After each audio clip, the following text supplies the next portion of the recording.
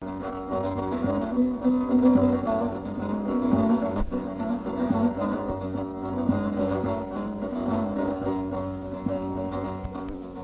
çekip ağlaman ey dost yanında, benim derdim seninkinden başkadır.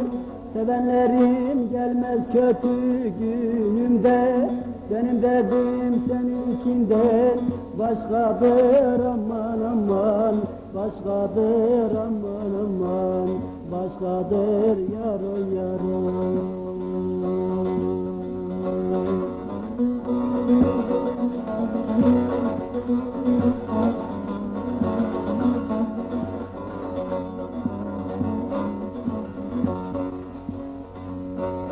Deli miyim, Mecnun muyum bilemem, ağlar ağlar gözyaşımı silemem.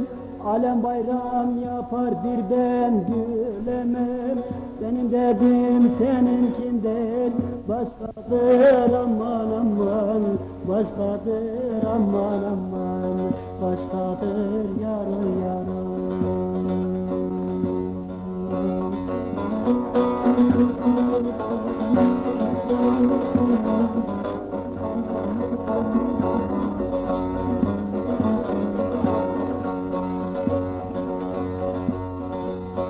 Bir Ferhat misali dağlara çıksan, dertli Kerem gibi canından bıksan, Mecnun olup Leyla için yas çeksen, ben derdim seninkinden başkadır. Aman aman, başkadır aman aman, başkadır hey dost hey dost.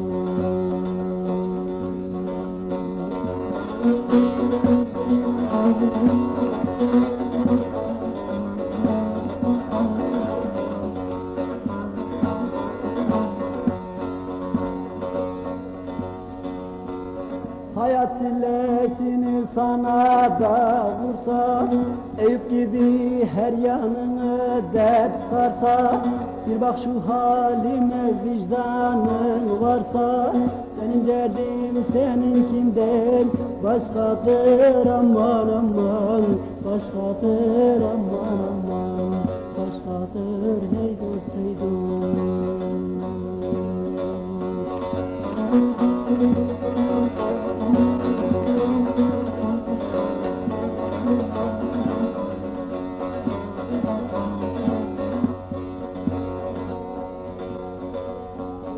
Kulağımda çınlar o yarın sesi, onun için gitmez gönlümün yası.